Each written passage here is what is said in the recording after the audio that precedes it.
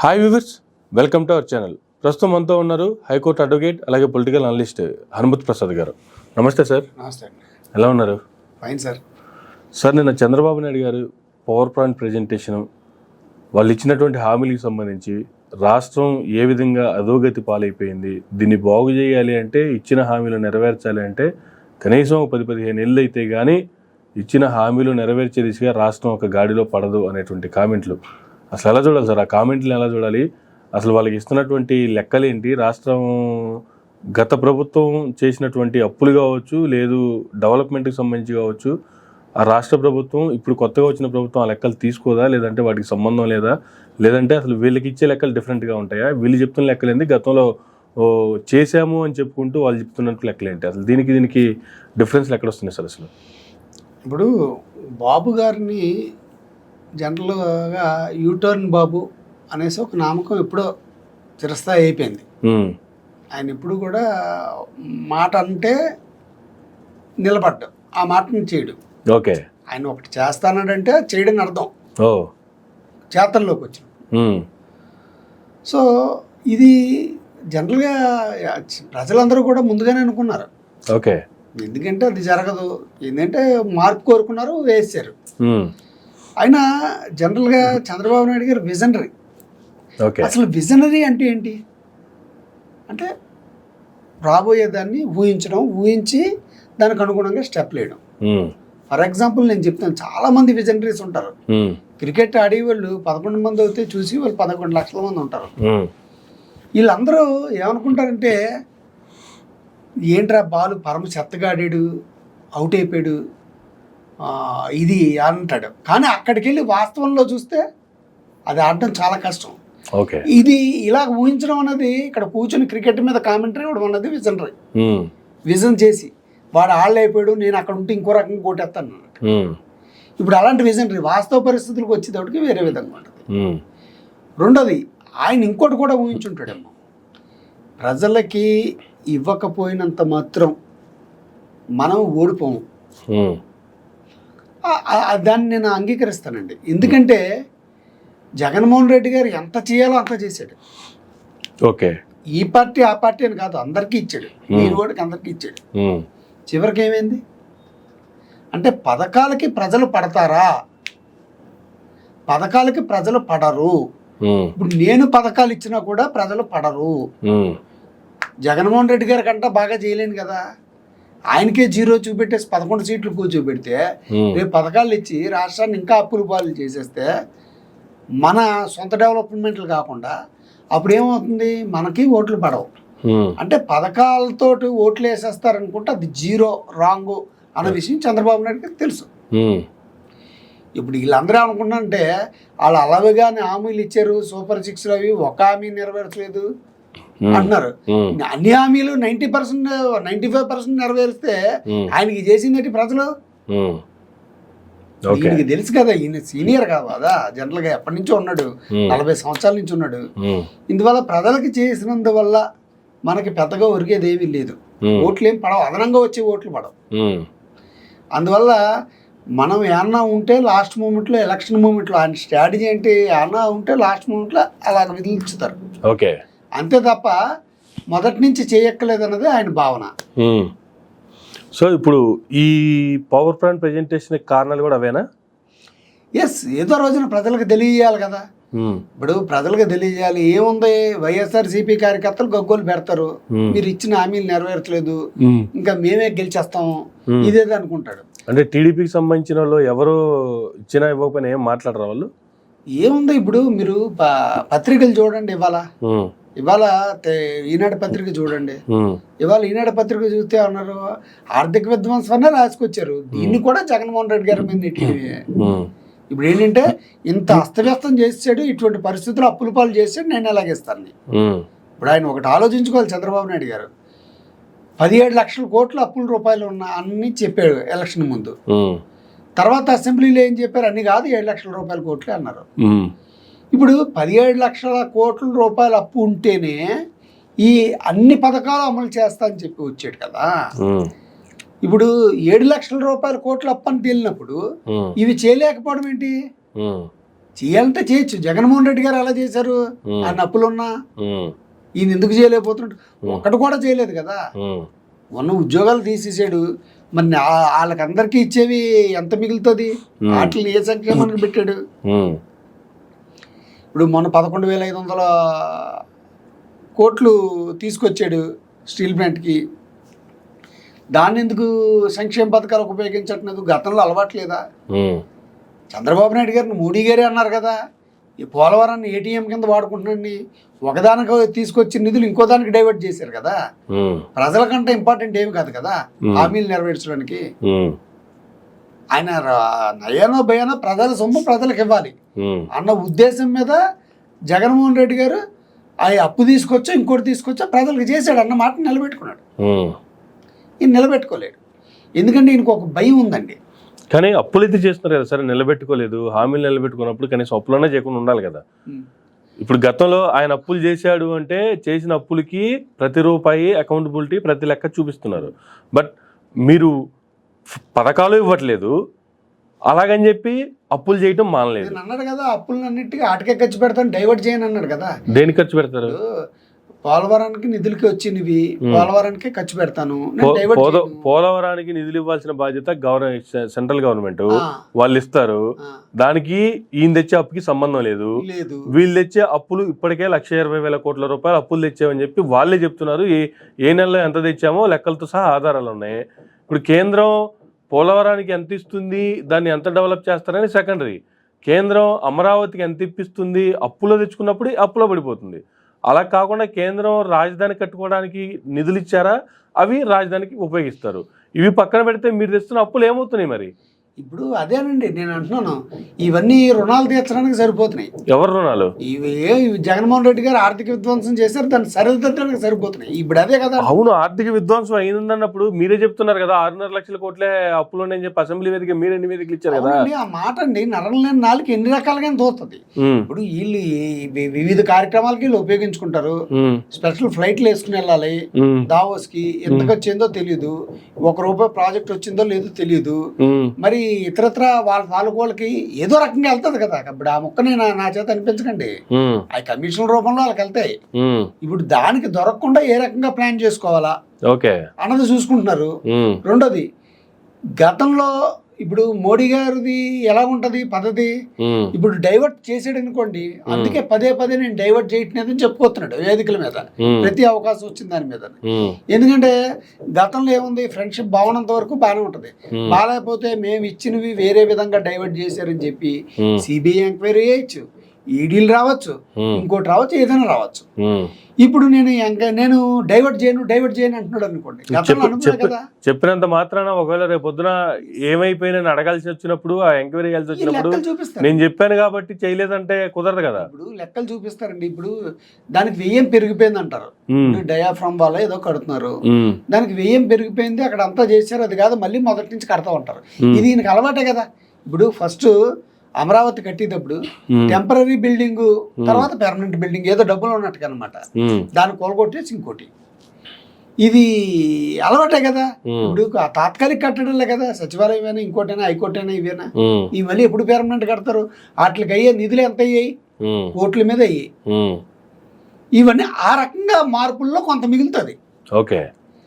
రెండోది, ఇక్కడ చెప్పడం ఏంటంటే, నేను గతంలోనే చెప్పాను, ఎప్పుడు ఏ పొరపాటున ఏ సిబిఐ ఎంక్వైరీ అయిందనుకోండి వీళ్ళిద్దరికీ పడక, ఇప్పుడు బాగున్నంత వరకు వెళ్తుంది, బాగాలేదనుకోండి మేము ఇచ్చిన డైవర్ట్ చేశారు, ఎక్కడ ఖర్చు పెట్టారు, ఎంత ఖర్చు పెట్టారు, ఇవన్నీ అడుగుతారు.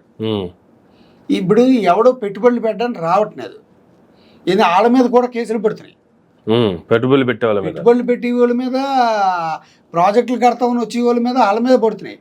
అందువల్ల ఎవడో ముందుకు రావట్లేదు. ఇప్పుడు 7 నెలల కాలంలో మాటలు తప్ప చేతలు ఏ ఒక్క ప్రాజెక్టు మీద గాని, ఏ ఒక్క ఇష్యూ మీద గాని ఏమైనా ఉందా? చంద్రబాబు నాయుడు గారు చేసింది ఏమీ లేదు కదా. కారణం ఏంటంటే సహకరించట్లేదు.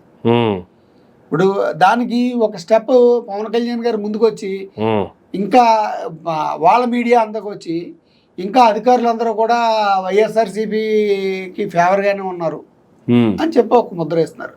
ఇప్పుడు ఇన్ని తలనొప్పులు పెట్టుకుని ఆయన ఏదో మొదలెడదాం అంటే అధికారులు అధికారంలోకి వచ్చిన తర్వాత ఒక 1 month 2 months ఇవే కామెంట్లు చేశారు, ఇలాగే చెప్పారు అంటే that is different issue. Almost 8 months అయిపోతుంది. ఇప్పటికీ ఇంకా జగన్మోహన్ రెడ్డి ఏదో చేశాడు అని చెప్పుకునేటువంటి పరిస్థితులే కనిపిస్తున్నాయి తప్ప 8 నెలలుగా రాష్ట్రం కోసం మీరు చేసింది ఏంది, రాష్ట్రం కోసం మీరు చేయబోతుంది ఏంది అంటే దానికి ఒక పెద్ద సున్నా చూపిస్తూ ఆల్వేస్ జగన్మోహన్ రెడ్డి చేసిన విధ్వంసం, జగన్మోహన్ రెడ్డి చేసిన విధ్వంసం. ఇది ఒక్కటే ఇదేమన్నా రాష్ట్రానికి ఏమన్నా సంజీవిని లాంటి పదమా, లేకపోతే వీళ్ళ కూటమికి ఏమన్నా సంజీవిని లాంటి పదమా ఇది? ఇప్పుడు మీరు ఇక్కడ చిన్న పొరపాటు పడుతున్నారు. చంద్రబాబు నాయుడు గారు చాలా క్లారిటీగా ఉన్నారు, ఇదివరకు మటుకు లేరు, మారారు. ఆయన 5 సంవత్సరాలు జగన్మోహన్ రెడ్డి గారు విధ్వంసం అంటారు. ఇప్పుడు నేనేమి చేయలేనని స్పష్టంగా చెప్పాడు. నువ్వు చేస్తాను నేను చేయలేను ప్రస్తుత పరిస్థితుల్లో. ముందు డెవలప్మెంట్లు చూసుకుని ఆదాయాన్ని పెంపొందించుకుని ఈ పోలవరం 2047కో 2026కో అవుతుంది, అమరావతి కూడా అప్పుడు అవుతుంది, అప్పుడు ఏమైనా ఆదాయం వస్తే నేను దశల వారీగా ఆలోచిస్తాను అని స్పష్టంగా. ఇప్పుడు 47 వరకు 56 వరకు ఇంకా ప్రజలు సూపర్ 6 హామీల కోసం లేకపోతే చంద్రబాబు నాయుడు గారు ఏదో చేస్తారని చెప్పి అప్పుడు దాకా ఎదురు చూస్తూ కూర్చోవాలా? ఇప్పుడు ఇక్కడ డెవలప్మెంట్ ఇంపార్టెంటా లేకపోతే ఇదా? గతంలో ప్రజల్ని సోమరిపోతులు చేశారు అన్నాడు. వీళ్ళే మనిషికి ఇంత ఇచ్చేసి దాని మీద రకరకాల ట్రోల్స్ వీడియోలు ఉన్నాయి. ప్రజల్ని సోమరిపోతులు చేయాలని లేదు. ప్రభుత్వాలు కూడా, సుప్రీంకోర్టు కూడా ఉచితాలు అంటూ మీరు ప్రజల్ని ఎన్ని రకాలుగా మభ్య పెడతారు అంటుంది. దానికి అనుగుణంగా ఉచితాలని ఇవ్వడం ఆపేస్తే మనకు వచ్చే నష్టమేమి లేదు. ఉచితాలను ఆపేయడం వల్ల ఓటింగ్ ఏం పోదు, ఉచితాలను ఇవ్వడం వల్ల ఓటింగ్ పెరగదు. ఉచితాలను ఇచ్చారు, ఏ ఓటింగ్ పెరిగింది? జగన్మోహన్ రెడ్డి గారికి 11 ఓట్లు 11 సీట్లు వచ్చాయి. సో ఈ దృష్టిలో పెట్టుకుని ఉచితాలను ఎప్పుడైతే ఆపితేనా దాన్ని తగ్గట్టుగా వస్తుంది, ఆదాయం మిగులుతుంది, ఆదాయం పెంపొందించుకుంటే తర్వాత సంగతి. అంతేగాని ఆదాయం లేకుండా నేను జగన్మోహన్ రెడ్డి గారిలాగా అప్పులు ఇచ్చి రాష్ట్రాన్ని అప్పుల ఊబిలోకి, రాష్ట్రాన్ని విధ్వంసం చేయనని ఆయన సూటిగా సుత్తి లేకుండా చెప్పారు. సరే, ఇప్పుడు అప్పులు అయిపోయినాయి, రాష్ట్రాన్ని అప్పులు పాలు చేశారు, అధోగతి పాలు చేశారని చెప్తున్నారు. రాష్ట్రానికి ఉన్న అప్పులు ఇప్పటి వరకు 6.5 లక్షల కోట్లు అని మీరు చెప్పిన మాటే అసెంబ్లీ వేదికగా మీ ఆర్థిక శాఖ మంత్రి ప్రవేశపెట్టినటువంటి బడ్జెట్ సమావేశాల్లో చెప్పిన మాట 6.5 లక్షల కోట్లు. 6.5 లక్షల కోట్లలో జగన్మోహన్ రెడ్డి గారు 19లో ఎక్కేంత వరకు, చంద్రబాబు నాయుడు గారు 14 నుంచి 19 వరకు చేసిన అప్పులేని, 14లో చంద్రబాబు నాయుడు గారు ఎక్కుతూ ఉన్నప్పుడు రాష్ట్రానికి విభజిత ఆంధ్రప్రదేశ్కి వచ్చినటువంటి అప్పులు లేదా వాటి కడుతున్నటువంటి వడ్డీలు ఓవరాల్గా అప్పటి వరకు ఇచ్చినటువంటిది ఎంత? ఆల్మోస్ట్ 1,30,000 ఎంతో రాష్ట్రం ఇస్తూనే అప్పులు అంట కట్టారు. దీంతో పాటుగా జగన్మోహన్ రెడ్డి వచ్చేంత వరకు 14 నుంచి 19 వరకు చంద్రబాబు నాయుడు గారు గతంలో చేసినటువంటి అప్పులేని, 14 నుంచి 19 వరకు చంద్రబాబు నాయుడు గారు ఇచ్చిన తర్వాత 19 నుంచి 24 వరకు జగన్మోహన్ రెడ్డి చేసిన అప్పులేని, ఓవరాల్గా చూస్తే 6.5 లక్షల కోట్లు అయితే ఫైనల్ ఫిగర్ కనిపిస్తుంది. దీంట్లో 1,40,000 కోట్లు అసలు విభజిత ఆంధ్రప్రదేశ్ తీసేయండి, మిగతా తీసేస్తే 5 లక్షల కోట్లు. సరే, 2.5 లక్షల కోట్లు అప్పు చేశారు అనుకుందాం ఉదాహరణకి. ఇప్పుడు మీరు 2.5 లక్షల కోట్లు అప్పు చేశారు, ఈయన 2.5 లక్షల కోట్లు అప్పు చేశాడు. ఈయన చేసినటువంటి 2.5 లక్షల కోట్ల అప్పు దాదాపుగా 2.5 లక్షల కోట్ల రూపాయల సంక్షేమ రూపంలో పేద బడుగు బలహీన వర్గాలకి కుల మత భేదాలు లేకుండా అందరికీ ఎవరెవరికి ఎంతెంత ఇచ్చానో లెక్కలతో సహా చెప్తున్నారు. సరే, మిగతా చూసుకుంటే రాష్ట్రంలో వచ్చినటువంటి జిఎస్టీ ద్వారానో లేకపోతే రాష్ట్రానికి వచ్చినటువంటి ఆదాయం ద్వారానో చూసుకుంటే ఆయన కట్టినటువంటి పోర్టులు కావచ్చు, ఆయన చేసినటువంటి అభివృద్ధి కావచ్చు, నాడు నేడు స్కూల్స్ ద్వారా వ్యవస్థ కావచ్చు, లేదంటే గ్రామ సచివాలయాలు కావచ్చు, ఆర్బీకి సెంటర్లు కావచ్చు, ఇన్ని రాష్ట్రంలో అన్ని బిల్డింగ్లు అయిపోయి ఇన్ఫ్రాస్ట్రక్చర్ ఎదురుగా కనిపిస్తున్న పరిస్థితిగా వీటన్నిటికీ వచ్చింది కూడా దాంట్లో సరిపోయినవేగా. మరి మీరు పోతూ మీరు ఇచ్చింది 100 కోట్లని మీరే చెప్పారు. ఈ 100 కోట్లతో ఉద్యోగులకి జీతాలు ఇచ్చే పరిస్థితి లేదు, జగన్మోహన్ రెడ్డి ఏమీ చేయలేడు, 6 నెలల్లో జగన్మోహన్ రెడ్డి ప్రభుత్వం కూలిపోద్ది అని మీరు చేసిన కామెంట్లేగా. అటువంటి దాంట్లోంచి ఇన్ని అద్భుతాలు చేసి చూపిస్తే మరి మీరు 2.5 లక్షల కోట్లు అప్పు చేశారుగా మీ హయాంలో 14 నుంచి 19 వరకు. మరి ఏం చేశారు? తాత్కాలిక భవనాలకి 1000 కోట్లు ఖర్చు పెట్టారు, అమరావతి ల్యాండ్ బయింగ్ పేరు చెప్పి రియల్ ఎస్టేట్ వ్యాపారం చేశారు. జరిగింది ఏంటి? ఇప్పుడు ఇక్కడ అదే, ఇప్పుడు 1,30,000 కోట్లు లోటుతోటి ఇక్కడ అప్పచెప్పడం జరిగింది. ఈ 1,30,000 కోట్లు అప్పు ఏ రకంగా చేశారు? ఫస్ట్ అక్కడికి వెళ్ళాలి. ఎందుకంటే ఎవరికైనా ఆయన ఇచ్చారా? ఏమన్నా ఉన్న జనరల్ కమిటీల పేర్ల వాటికి దోచుకున్నారు. ప్రజలకు ఏమైనా ఇచ్చారా? వాళ్ళకింత వీళ్ళకింత ఏమైనా ఇచ్చారా? పోనీ అది ఇవ్వడం వల్ల డెవలప్ అవుతారా లేదని వదలండి. అవి ఏమి ఇవ్వకుండా మీరు 1,30,000 చూపెట్టారు. మీరు చెప్పినట్టుగా మొత్తం 6.5 లక్షల్లో చెరుకు 2.5 లక్షలు వేసుకున్నారు. 2.5 లక్షల కోట్లు ఈయన ఇచ్చినవి స్పష్టంగా కనిపిస్తున్నాయి. ఇప్పుడు అందరికీ అన్ని ఇచ్చినవి కనిపిస్తున్నాయి. అవును. అయినప్పటికీ ఇప్పుడు మీరు వచ్చి 8 నెలల్లో మీరెంత అప్పు చేశారు? ఈ 8 నెలల్లో మీరు అప్పు చేసింది ఒక్కటే అన్న ఇచ్చారా? ఒక వాలంటీర్లకు ఇవ్వలేదు, జీతాలు కరెక్ట్గా ఇవ్వలేకపోతున్నారు టైంకి. అవును. ఫ్రీ బస్ పథకం లేదు, 3 సిలిండర్లు అన్నారు, 1 సిలిండర్ కూడా ఇచ్చేటువంటి పరిస్థితి లేదు. రుణమాఫీ అన్నారు, ఈ రుణమాఫీలే ఉండట్లేదు. నేను ఎక్కడన్నా అంటారు మళ్ళీ గతంలో ఉంది కదా, నేను ఎక్కడన్నా ఎక్కడన్నా వీడియోలు కూడా ఉన్నాయి. ఇప్పుడు ఇవన్నీ అని ఇప్పుడు మేము చేయలేము అంటున్నారు. ఇప్పుడు ఏ పథకాల నిమిత్తం వచ్చింది ఇవ్వలేరు, ఆదాయాన్ని ఎలా పెంచుతారు? ఇప్పుడు మీరున్న దాంట్లో ఇప్పుడు మధ్యంతర ఎన్నికలు రావచ్చు అంటే గవర్నమెంట్ చెప్పింది కాబట్టి కామన్గా వచ్చినప్పుడు 2029 వరకు ఉంటుందని గ్యారంటీ లేదు కదా. సో పోనీ 2029కి వచ్చింది అనుకుందాం. ఈ లోపల మీరు అమరావతి నగరాన్ని కట్టేస్తారా? పాత బిల్డింగ్లు కూల్చేసి కట్టగలరా? పోలవరం ప్రాజెక్ట్ కట్టేస్తారా? అంటే ఒకవేళ కట్టలేమని తెలుసు, దానికి ఏమంటారంటే ఇది కట్టే పరిస్థితి లేదు, మొత్తం ఎలా కట్టాలో నాకు అర్థం కావట్లేదు, ఎంతమంది ఇంజనీర్లు తీసుకొచ్చినా అది ఎలా కట్టాలో తెలియనప్పుడు నువ్వు అక్కడ వదిలే అప్పు చేయకు, నేను కట్టలేననేసి అప్పులు తీసుకొచ్చేస్తారు. టైంకి ఫినిష్ చేయరు, దాని తాలూకు వ్యయం పెరిగిపోయిందంటారు. పెరిగిపోయిన వ్యయం ఎక్కడికి వెళ్తుంది? ఇప్పుడు వాళ్ళు ఉన్నదే కంటిన్యూ చేయొచ్చు కదా. మీరు ఏం చేస్తారంటే వచ్చినప్పుడల్లా మీకు తగ్గట్టుగా ఆ కాంట్రాక్టర్లు మారుస్తుంటారు, మార్చి వ్యయాన్ని పెంచుతూ ఉంటారు. అప్పుడు రేట్లు వేరు, ఇప్పుడు రేట్లు వేరే అంటారు. ఈ మార్చిన డబ్బు ఎక్కడికి వెళ్ళిపోతుంది? ఏ సూట్ కేసు కంపెనీల జోలికి వెళ్ళిపోతుంది తెలియదు. అది ప్రాజెక్ట్ పూర్తి అవ్వదు. దానికి కారణం ఏంటంటే ఈయన కరెక్ట్గా చేయలేకపోవడం వల్ల కట్టలేకపోయాము. ఇప్పుడు నాకు అర్థం కావట్లేదు అన్నారు కదా ఎలా కట్టాలనేసి. ఇప్పుడు అమరావతిని కూడా అదే అంటారు. అమరావతిని ఏ రకంగా కడతారని నేను అడుగుతున్నాను క్వశ్చన్. ఎందుకంటే జగన్మోహన్ రెడ్డి గారు అమరావతిలో చాలా మంది పేదలకి ఇల్లు పంచిపెట్టేశారు ఆయన. అటువంటి నగరంలో చాలా మంది పేదలకు ఇల్లు ఇచ్చారు. ఇప్పుడు మీరు ఎలా కడతారు? ఇప్పుడు వాళ్ళందరి పట్టాలు క్యాన్సిల్ చేస్తున్నారా? అవి ఒకటి తెలియాలి కదా. అది ముందు అది షార్ట్ అవుట్ అవ్వాలి కదా. దాన్ని క్యాన్సిల్ చేస్తున్నాము, అది క్యాన్సిల్ చేసి మళ్ళీ మేము బిల్డింగ్లు కడుతున్నాం అని పేదలకు ఇచ్చేసారు. ఆయన ఉద్దేశంలో అమరావతి అక్కలేదు అనుకుని ఇప్పుడు దీన్ని ఎలా షార్ట్ అవుట్ చేస్తారో చెప్పకుండా మీరు డబ్బులు తీసుకొచ్చేసి మరి దాన్ని వాళ్ళకి ఇచ్చిన దానికి ప్రతిఫలంగా ఇంకో చోట స్థలాలు చూపిస్తారా? ఏ రకంగా చేస్తారన్నది చాలా ఇంపార్టెంట్ పాయింట్. ఇది దీన్ని చేయాలా? మరి వీటి గవర్నమెంట్ ఇచ్చినది దేన్ని నేను డైవర్ట్ చేయను అంటున్నారు. మరి ఆదాయం ఎలా పెంచుతాం? ఆదాయం పెంచుతామని ఎందుకు చెప్పారు? వీళ్ళ మీద చీటింగ్ కేసులు పెట్టాలి సార్. ఏంటంటే చీటింగ్ అంటే ఏంటి? నమ్మించి మోసం చేయడం. నమ్మించి ఒక పెద్ద పోస్ట్ కొట్టేశారు, రాష్ట్రానికి సుప్రీం అయిపోయారు. మరి అటువంటి వ్యక్తులను ఏం చేయాలా? అసలు అందులోనే రాజ్యాంగంలోనే మార్చాలి, అమెండ్మెంట్ చేయాలా? హామీలు ఇచ్చి హామీలను కానీ అమలు చేయలేమంటే ఇమ్మీడియట్గా పదవి నుంచి ఇంపీచ్మెంట్ పెట్టి దింపేసేటువంటి పరిస్థితి ఏర్పాటు చేయాలా, డిస్క్వాలిఫై చేయాలా. అటువంటి రాజ్యాంగంలో చట్ట సవరణ ఉంటే తప్ప వీళ్ళకి భయం ఉండదు, భక్తి ఉండదు. నోటుకు వచ్చినట్టుగా మాట్లాడతారు, నోటుకి ఏ ఫిగర్ వస్తే ఆ ఫిగర్ చెప్తారు. సో అందిన కాడికి అప్పులు చేయడం మానరు. వీళ్ళు చేసి ఇచ్చేసిన అప్పుల గురించి మాట్లాడరు. 1,30,000 అప్పు పెట్టో, ఎందుకు పెట్టో 1,30,000?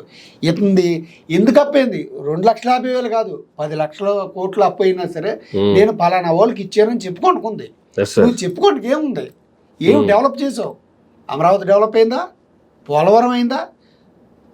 అంటే ఇన్ టైంలో నువ్వు కట్టలేక, ఇప్పుడు 2014 నుంచి 2019 లోపల కట్టలేక, ఆడలేక మధ్యలో తెరువు అన్నట్టుగా నువ్వు కట్టలేనప్పుడు అంత సుదీర్ఘకాలం నువ్వు ఎందుకు పెట్టావు?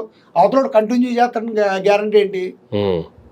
రేపు పొద్దున్న నువ్వు ఫెయిల్యూర్ ముఖ్యమంత్రి అని చెప్పి నువ్వు హామీలను అమలు చేయలేకపోతున్నావు అని చెప్పి ప్రజలు ఒకవేళ నిరసన వ్యక్తం చేసి మీరు అనుకున్నట్టుగా కాకుండా మీకు వ్యతిరేకంగానే ఓట్లేసి దింపేస్తే ఇప్పుడు మళ్ళీ మొదటికి వస్తుంది కదా. ఆయన అమరావతికి కంటిన్యూ చేయాలి. ఇప్పుడు దాని గురించే కదా 15 సంవత్సరాలు పడుతుంది అంటే ఈ 10-15 సంవత్సరాలు మీరు కేవలం మమ్మల్ని ఉంచితేనే రాష్ట్రం బాగుపడద్ది. గుజరాత్ని ఉదాహరణగా చెప్తున్నారు. పంజాబ్లో అధికారం మారిపోతే ఏం జరిగిందని చెప్పి పంజాబ్ని ఉదాహరణగా చెప్తున్నారు. ఇప్పుడు ఉంచితేనే బాగుపడుతుంది, ఉంచుతారా? ఉంచరు. ఎందుకంటే ఉంచరని మనం చెప్పక్కర్లేదు, అక్కడ ఎవడు పెట్టుబడి పెట్టడానికి రాలేదు. గతంలో చంద్రబాబు నాయుడు గారు దావోస్ వెళ్ళారంటే ఆటోమేటిక్గా ఏవో వచ్చేవి. ఈసారి మరీ తీసిపోయింది. ఎవడు కూడా భవిష్యత్తులో కూడా రాడు. ఎందుకంటే మీరు సాల్వ్ చేయాలా, జగన్మోహన్ రెడ్డి గారితో కూర్చొని దాన్ని ఒప్పించాలా. అమరావతి ఉంచండి, లేకపోతే అక్కడే పెట్టుకుందాం, లేకపోతే ఇక్కడే పెట్టుకుందాం అని. అంటే ఏకపక్ష నిర్ణయాలు మీరు తీసుకున్నారు. ఆ శ్రీకృష్ణ కమిటీ రిపోర్ట్ అవి ఇచ్చిన ఈ ప్రాంతాల్లో వద్దన్నారు. భూకంపాలు వచ్చేటువంటి ప్రాంతం, లేకపోతే వరదలు వచ్చేటువంటి ప్రాంతం, ఇక్కడ నగరం వద్దన్నారు. వాటిని తొంగలో తొక్కిచ్చారు. వాటికి ఎంత ఖర్చు అయింది? ఎన్ని కోట్లు ఖర్చు పెట్టారు ఆ కమిటీ రిపోర్ట్కి? ఎంత ప్రజాధనం వృధా అవుతుంది. సో ఇటువంటి పరిస్థితుల నుంచి తప్పించుకోకపోతే రేపు పొద్దున్న రాష్ట్రం ప్రమాదకరమైనటువంటి పరిస్థితిలోకి వస్తుంది. రాష్ట్ర ప్రజలు అందరూ బాగానే ఉంటారు, ఇప్పుడు వీళ్ళు బాగానే ఉంటారు, వీళ్ళు బాగానే ఉంటారు, వాళ్ళు బాగానే ఉంటారు, అటు ఇటు కాకుండా అన్యాయం అయిపోతుంది ప్రజలే కదా. అంతే. ఆల్రెడీ ఇప్పుడు శ్రీలంక కింద ఆయన మార్చారో లేదు కానీ సోమాలియా కింద మీరు మార్చేసేలాగా ఉన్నారు ఆంధ్రప్రదేశ్ని. సోమాలియా, బోస్నియా వాటి కింద మారితే ఆకలి చావులు ఏర్పడేటువంటి అవకాశం ఉంటుంది. ప్రజల్లో అసంతృప్తి వెలువీకి. దీని మీద ఏంటంటే కొంచెం స్టాండర్డ్గా ఎప్పటికైనా మించిపోయింది లేదు. 8 నెలల కాలంలోనే మీరు చేతులు ఎత్తేస్తే నేను చేయలేనని ఇంక మిమ్మల్ని 4 సంవత్సరాలు ఎలా భరించాలి ప్రజలు? అది దాన్ని దృష్టిలో పెట్టుకుని ప్రజలకు ఇచ్చిన వాగ్దానాలు నెరవేర్చడానికి ట్రై చేయండి. లేదా ఓపెన్గా చెప్పండి ఏంటంటే నెరవేర్చడము అని, అంటే భవిష్యత్తులో ఏమన్నా వస్తే నెరవేరుస్తామని. మీరు ఈ నగరాలు కట్టేశాక ఎప్పుడు కడతారు? అప్పటికి ఆదాయం ఏమైనా పెరిగితే అప్పుడు ఇస్తాను. నాకు ఆదాయం పెంచుకునే మార్గం ఉందంటే విలేకరులు అడిగారు అప్పుడు, ఏ రకంగా ఆదాయం పెంచుతారని. అది మాకు సీక్రెట్స్ అవన్నీ చెప్తామేటనేసి అన్నాడు ఆయన. ఇప్పుడు మేమేం చేయలేమంటున్నారు. ఇది అత్యంత ఆంధ్ర రాష్ట్ర ప్రజల దౌర్భాగ్యం అనుకోవాలి. ఎందుకంటే రేపు పొద్దున్న రాష్ట్రానికి రాజధాని అనేది ఉండదు, నా లెక్క పోలవరం అనేది ఉండదు. ఈయన మార్చింది రేపు పొద్దున ఆయన వస్తే ఆయన డిజైన్ మారుతాడు. ప్రధాని గారి సమక్షంలోనే చంద్రబాబు నాయుడు గారు కూడా విశాఖ వేదికనే చెప్పారు కదా, విశాఖ ఆర్థిక రాజధానిగా బలపడుతుంది, ఆర్థిక రాజధానిగా చేస్తాము, ఆర్థిక రాజధాని వైజాగ్ అని చెప్పి ఆయన సమక్షంలోనే చెప్పారు కదా. చెప్పడం ఏంటండి, చాలా చెప్తారండి చెప్పడానికి. అదే మాట జగన్మోహన్ రెడ్డి గారు అంటే 3 రాజధానులంట విడదీస్తారంట, చేసేస్తారంట, ఇదేమన్నా అదే ఒకే ఒక రాజధాని అదే అమరావతి అనే నినాదంతో రాష్ట్రం మొత్తం ధర్నాలు, రాస్తారోకోలు ఇష్టం వచ్చినట్టు చేసి పడేశారు కదా. ఇప్పుడు కాల్చి ముఖం మీద బట్టేయడం అంటే అదే. ఏంటంటే ప్రతిపక్షం వచ్చేటప్పటికి వాళ్ళని విమర్శించడం, పెద్ద పెద్ద ఫిగర్లు చెప్పేయడం, వాళ్ళు అలా చేశారు ఇలా చేశారు, ఆర్థిక విధ్వంసం అనేసి. మీరు చేస్తుంది ఆర్థిక విధ్వంసం, గతంలో చేసింది ఆర్థిక విధ్వంసం. 1,30,000 కోట్లు అప్పచెప్పారంటే ప్రజలకు ఏమి ఇవ్వకుండాను అది దాన్ని ఆర్థిక విధ్వంసం అంటారా? ఈయన ప్రజలకు ఇచ్చి 2,50,000 ఇది తీసుకొచ్చాడంటే దీన్ని ఆర్థిక విధ్వంసం అంటారా? ఏంటంటే వైఎస్ఆర్సీపీ ఏంటంటే వాళ్ళ దౌర్భాగ్యం ఏంటంటే చేసిన పనులు చెప్పుకోలేని పరిస్థితి వాళ్ళది. అక్కడ 1 man army, దానివల్ల వాళ్ళు ఫలితాన్ని అనిపించారు. ఏదేమైనా ఆంధ్ర రాష్ట్రానికి రాజధాని ఎప్పట్లో ఉండదు. ఇప్పుడు అమరావతిని కట్టలేరండి. సరే, ఇప్పుడు రాజధాని ఉన్నా లేకపోయినా దానివల్ల సామాన్య ప్రజలకు వచ్చిన దండగేమీ లేదు. ప్రతి సామాన్యుడికి రాజధానితో పని ఉండదు.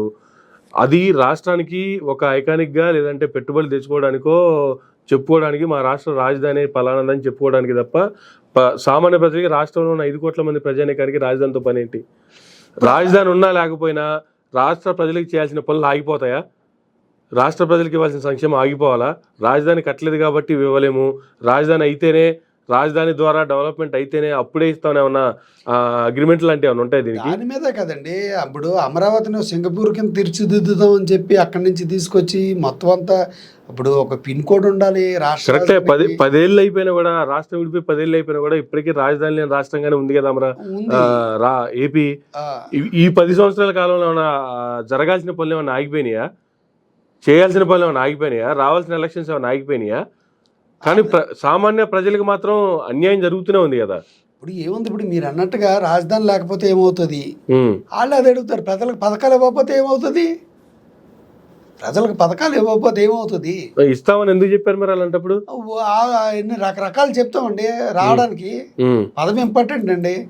పదవి, పలుకుబడి, పవరు, మనీ ఇవి ఇంపార్టెంట్, దానికోసం ఎంతకైనా తగ్గిస్తాం. లేదు చేయలేదు, ఏం చేస్తారు? అదేం కొడు ఎక్కడో తీసుకుని నేను డబ్బులు ఇస్తాను అని చెప్పి నేను వ్యాపారం బోర్డు తిరగేసాడు అనుకోండి, నన్ను తీసుకొచ్చి చీటింగ్ వేసుకొని లోపలేస్తారు. బోర్డు తిప్పిడమే కదా, ఒక సంస్థ పెట్టుకుని బోర్డు తిప్పేసినట్టుగా కదా ప్రభుత్వమే బోర్డు తిప్పేసింది నేను చేయలేమనేసి ఇవ్వమనేసి. మరి నువ్వు వచ్చిందే ఇవి పెట్టుకుని వచ్చావు, దాని మీద ఏ సెక్షన్ ఉంది, ఏ శిక్ష ఉంది, రాజ్యాంగంలో ఏమైనా నిబంధన ఉందా? ఇలా ప్రజలు గొర్రెల కింద ఉన్నంత కాలం ఓకే అలా జరుగుతూనే ఉంటాయి. అందువల్ల నిన్నది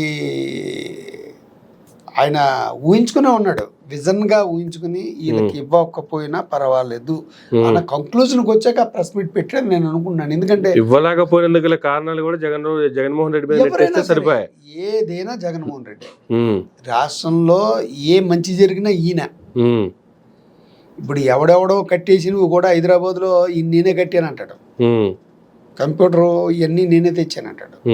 అప్పటికి ఈయన మంచి జరిగితే ఈయన, చెడ్డ జరిగితే జగన్మోహన్ రెడ్డి గారు. ఈ రకంగా ఉంటుంది. రేపు రాబోయే కాలంలో ప్రజలు ఖచ్చితంగా అంతకంతా రెట్టింపులతోటి వీళ్ళకి షాక్ ట్రీట్మెంట్ ఎలాగివ్వాలో ప్రజలు ఆల్రెడీ డిసైడ్ అయ్యి ఉన్నారు. ఓకే ఇప్పుడు ఆంధ్ర ప్రజలు షాక్ ట్రీట్మెంట్ ఇస్తున్నారు ఏ పార్టీకైనా చూసుకోండి. గతంలో చంద్రబాబు నాయుడు గారు షాక్ ట్రీట్మెంట్ ఇచ్చారు, జగన్మోహన్ రెడ్డి గారు తనదైన శైలిలో చేసుకుపోయారు, నేను ప్రజలను మేనేజ్ చేస్తాను, మరీ షాక్ ట్రీట్మెంట్ ఇచ్చారు.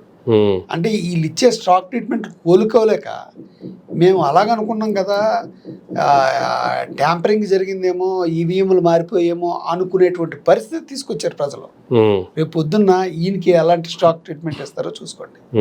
మళ్ళీ ఈయన అదే అంటాడు, మొత్తం మేము అంత చేసాం కదా, మొత్తం మార్చేసి ఉంటారనేసి. ప్రజల తీర్పు అలాగ ఉంటుంది, ఆంధ్ర ప్రజల తీర్పు, అందులో ఏమాత్రం సందేహం లేదు. Waiting for result. Okay right sir, thank you అండి. ఇదండి చంద్రబాబు నాయుడు గారి పవర్ పాయింట్ ప్రజెంటేషన్ వెనకాల ఉన్నటువంటి అనేక వాస్తవాలను, అనేక కారణాలను చాలా వివరంగా వివరించారు ప్రసాద్ గారు. ఇది ఈనాటి ఇంటర్వ్యూ. మరొక ఇంటర్వ్యూ మళ్ళీ కలుద్దాం. చూస్తూనే ఉండండి మెరా మీడియా.